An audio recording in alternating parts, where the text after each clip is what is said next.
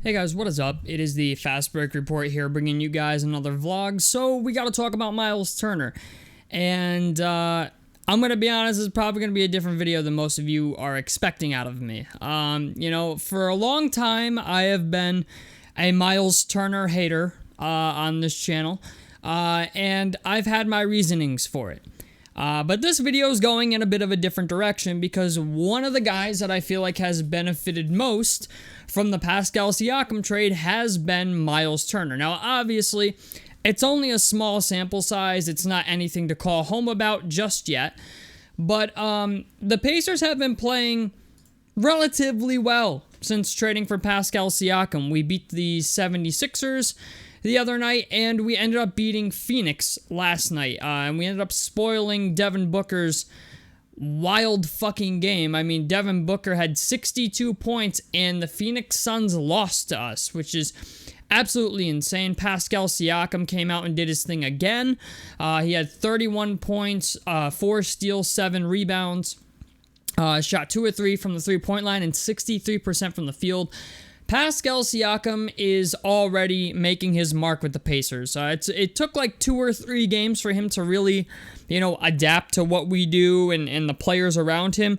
But it's nice to see that the Pacers, now that they have Pascal Siakam, can rely on somebody to go out there and be a scorer for them that isn't Tyrese Halliburton and still manage to win games. Now, the thing is, I want to talk about Myles Turner with this, mostly because Myles Turner was the guy that I thought was going to be better now that we have Pascal Siakam. Because for a very long time, I was under the impression that Myles Turner could not be the starting center on a winning team. And if he was to be here by himself, I would still stand by that. Myles Turner is, to me, a significantly overrated on-ball defender.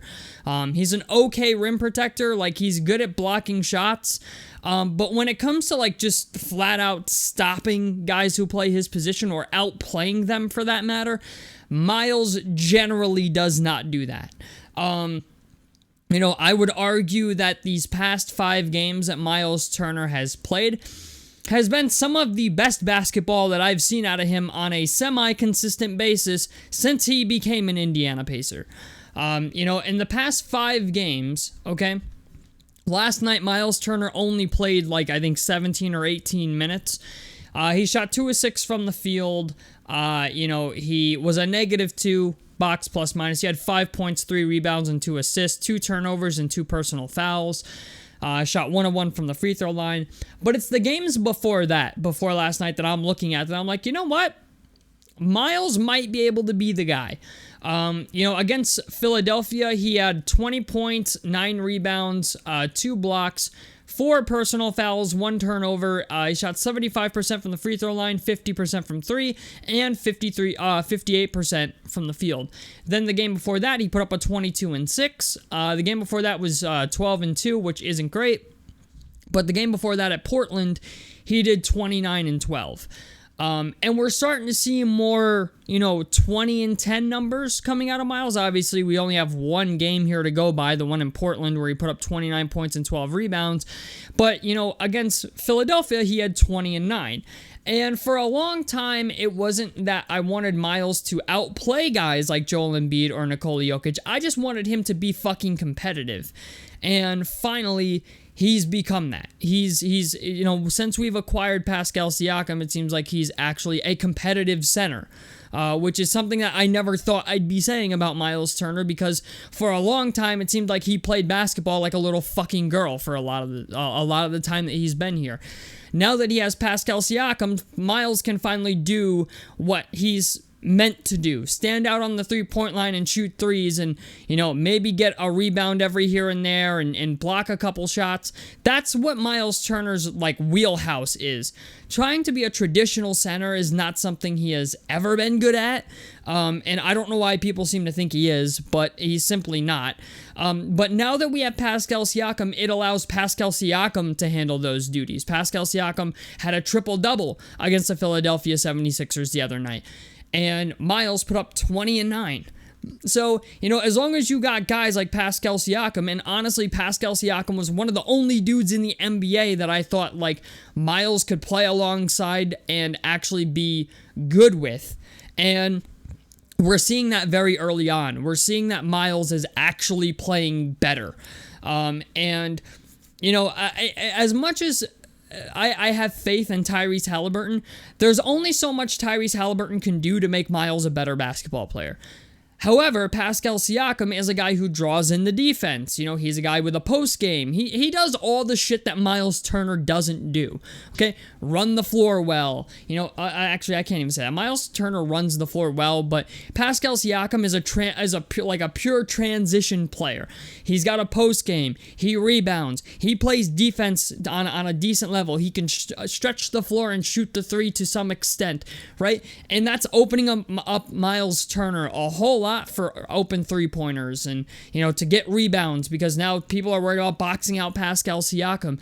You're seeing a lot of the pressure get taken off of a guy like Myles Turner, and it's providing him with a lot more opportunity on the offensive end as well.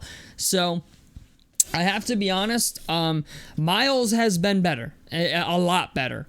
Granted, he's had a game, 12-2, a 5-3. I'm not expecting him to go out there every single night and average 20 and 10, but, more often than not, it would be nice to see him just get a fucking double-double. And a lot of times, it seems like he puts up games like, for the longest time, he was like a 13-6 player or a 12-7 player. Now he, with Tyrese Halliburton, it's like he became a 17-7 player. Now that we have Pascal Siakam, look for Myles to maybe be more like a 20-10 player. And that's what we're starting to see. I think this team I honestly think this team is better than a lot of people are giving it credit for. I know there's a lot of analysts out there who say, like, the Knicks are better. I simply don't believe that.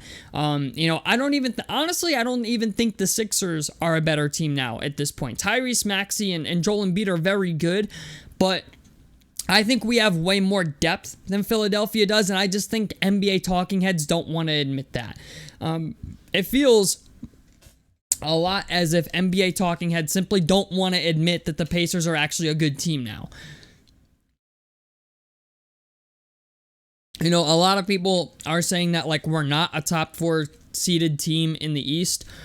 I would disagree. I would think we're actually could be as high as the 4th seed. Don't get me wrong, Joel Embiid, Tobias Harris, and Tyrese Maxey are very good.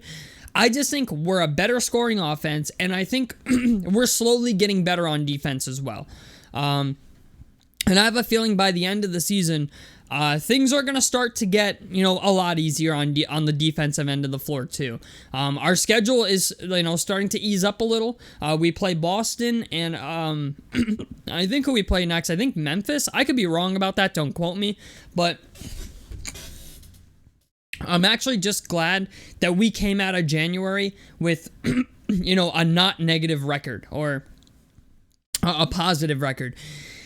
Because when Tyrese Halliburton got injured, I was like, okay, like, this could go one of two ways. It could be really good or really bad, and they managed to get it done. You know what I'm saying? And honestly, before acquiring Pascal Siakam, I would argue that we probably would have lost a lot of those games. Especially the Phoenix game and the Philadelphia game. Like, those are two games that, like, if we didn't trade for Siakam, I don't think we win those games. So it's nice to see that what Pascal Siakam provides is already impacting the win-loss column. And I think when Tyrese comes back, it's only going to get better. So, yeah. For once, I'm giving Myles Turner some recognition. It's nice to see him get better. One guy that I'm hoping gets better in the last quarter of the season is Ben Mathurin. And I know Ben Mathurin's a guy we don't talk about much on the channel. But I'm just going to call it what it is, man. If Ben Mathurin doesn't make a significant stride in the last quarter of this year or last half of this year and into the start of next season, I would argue that Benedict Mathurin has like 82 games left between this season and next season to really show us that he can be the number 3 guy, because I'm going to be honest, Benedict Mathurin's 3-point shooting isn't great. It's okay. but it's not great or elite by any means. And his ball handling really isn't the greatest either. His shot creating leaves a lot to be desired as well. If Ben Mathurin doesn't improve in those categories in the next half a year, year and a half, there's a possibility that the Pacers might actually include him in a trade for somebody else who can do those things.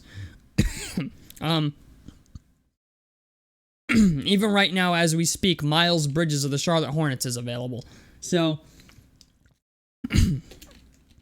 it's just the idea that Miles is improving, Pascal's proven to be very good, Aaron Nesmith is improving, and it seems also like Benedict Mathurin's in Rick Carlisle's doghouse. It would seem like there's been times where Rick has taken Ben out of the game because there's moments where he doesn't play team basketball, and if that's the case, don't be shocked if something happens next year where they decide to move on from Benedict Mathurin to maybe acquire a Brandon Ingram, or Paul George still hasn't signed his extension with the Clippers yet, and if Paul George becomes available in free agency, he's a guy that we can maybe acquire, and we would probably have to, not as far as trading for him, but he's a guy we could maybe sign, or maybe even in a sign-in trade. Maybe we trade Ben Mathurin. I don't know. And I know Pacers fans don't like to hear that, but the fact of the matter is, if Ben Mathurin doesn't make, a significant leap next year as a basketball player, I'm assuming he will. But Draymond Green put it perfectly fine. I think he put it better than anybody else I heard, is that Ben Mathurin holds the keys to this team being great or not being great. He's the guy that's going to make or break this team. And if, it's obvious the front office is trying to win now, if we got Halliburton, we have Siakam. If Ben doesn't improve within the next year and a half, don't be surprised if he gets moved. I'm just telling you right now. I know Pacers fans aren't going to want to hear that, but don't be surprised, okay? Because they're not waiting. The Pacers are not waiting for anybody. They got Siakam. It's obvious they're getting aggressive. The Pascal Siakam trade tells us all we need to know about this team, the idea that they are looking to win now with or without Benedict Mathurin. So, just keep that in the back of your mind, because, even Buddy Hield, okay, Buddy Hield's available, Obi Toppin's available, and if the right player comes along, Ben Mathurin could probably be available. So, I just want to put that out there. The trade deadline is about a week away, and, a week and a half away, I would say. And if a guy like, I don't know who, if somebody becomes available, a Myles Bridges, Paul George is impossible to trade for without trading Myles Turner. But, if you look at some of these other guys like Brandon Ingram, if any of these guys become available, I wouldn't put it past the Pacers to maybe consider throwing Mathurin in one of those trades if it means getting a solidified starter for the wing position. Because Aaron Nesmith is very good, but he comes off the bench for defense. But Ben Mathurin's the guy that I'd look out for. Because I feel like the front office likes him, but if something better comes along, they'll probably trade him. Now, I don't know if that would be a huge mistake for the Pacers or not. I personally would like to see them trade for DeMar DeRozan at this point, just to make a serious attempt at winning something. But I certainly would not trade Benedict Mathurin for DeMar DeRozan. Let me put that out there right now. But I'm saying if DeMar DeRozan becomes available, he's a guy that, if you got to give up Buddy Hield and Obi Toppin to make that happen, I'm not mad about it. I'm really not. Pascal Siakam averages 20 points a game, and we saw what he could do for this team in the time that Tyrese Halliburton's been out. If you add DeRozan, I'm positive we're going to make a solid playoff run. And he's got 1 year left on his deal as a guy we can maybe bring back for cheap.